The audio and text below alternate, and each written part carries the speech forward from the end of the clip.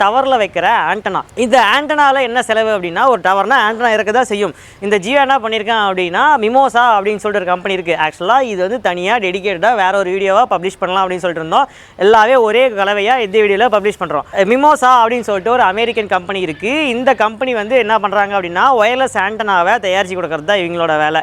Point to point ஆகட்டும், end customer ஆகட்டும், ஏர் ஃபைபருக்கான antenna ஆகட்டும், எல்லாமே தயாரித்து கொடுக்கறது தான் இந்த மிமோசா கம்பெனி. இவன் வந்து இந்தியன் கம்பெனி கிடையாது, அமெரிக்கன் கம்பெனி.